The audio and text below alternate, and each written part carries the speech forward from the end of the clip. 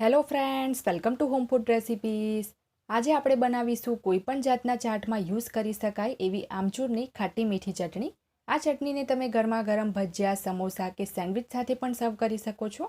Normally આપણે ખજૂર આમલીની કે ગોળ આમલીની ચટણી બનાવતા હોય છે તો એમાં ઘણો બધો સમય લાગી જતો હોય છે, પણ આ ચટણીને બસ તમે 5 થી 7 જ મિનિટમાં રેડી કરી શકો છો.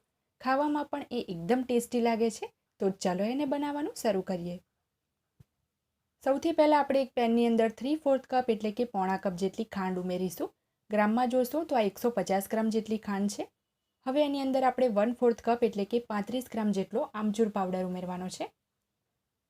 હવે એની અંદર આપણે 1 કપ એટલે કે 250 ml જેટલું પાણી ઉમેરીશું. પાણી જો આપણને પાછળથી ઓછું લાગશે તો આપણે બીજું પણ એડ કરીશું. અત્યારે તો બસ મેં 250 ml જેટલું જ પાણી એડ કર્યું છે. ગેસની ફ્લેમ એકદમ સ્લો રાખવાની છે અને પહેલાં ફટાફટ આ રીતે એને આપણે મિક્સ કરી લઈશું જેથી એમાં ગાંઠ ના રહે.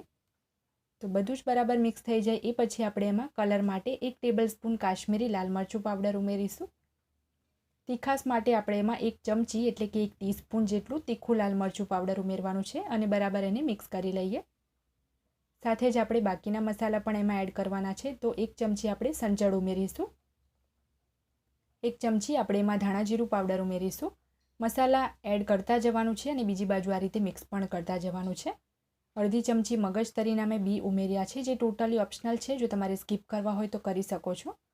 1 ચમચી સૂંઠ પાવડર એટલે કે ડ્રાય જિંજર પાવડર ઉમેર્યો છે. 2 ચપટી જેટલી આપણે એમાં હિંગ ઉમેરીશું.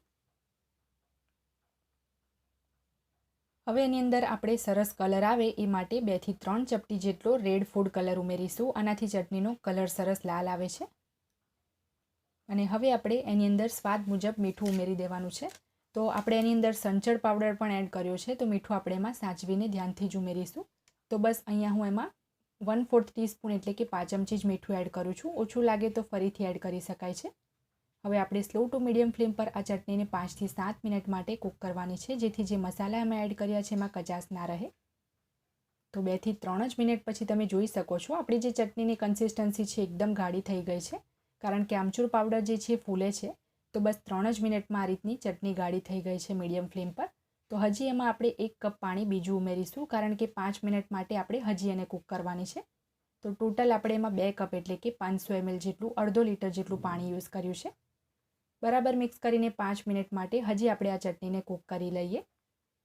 આટલી ક્વોન્ટિટીના હિસાબથી ટોટલ આ ચટણીને બનવામાં 5 થી 7 મિનિટથી વધારે સમય નથી લાગતો. જો તમે ઓછી ક્વોન્ટિટીમાં બનાવશો તો આ ચટણી 3 થી 4 જ મિનિટમાં બનીને તૈયાર થઈ જાય છે.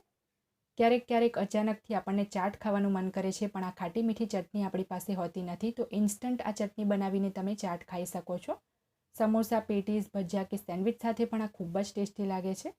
તો હજી આપણે 5 મિનિટ એને કૂક કરી લઈએ, જેથી આપણી ચટણી સરસ ગાઢી થઈ જાય. 5 મિનિટ હજી મેં આ ચટણીને કૂક કરી છે અને મીઠું ચાખ્યું છે. થોડું મીઠું પણ ઓછું છે, તો થોડું મીઠું પણ મેં એમાં એડ કરી દીધું છે. અને ચટણીની જે કન્સિસ્ટન્સી છે તમે જોઈ શકો છો, એકદમ પરફેક્ટ છે. તો હવે આપણે ગેસની ફ્લેમ બંધ કરી દઈએ અને આને રૂમ ટેમ્પરેચર પર આવે ત્યાં સુધી ઠંડી થવા દઈએ.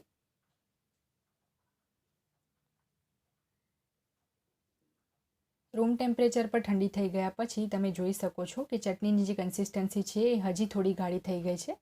તો હવે આપણે આને બાઉલમાં સર્વ કરી લઈએ.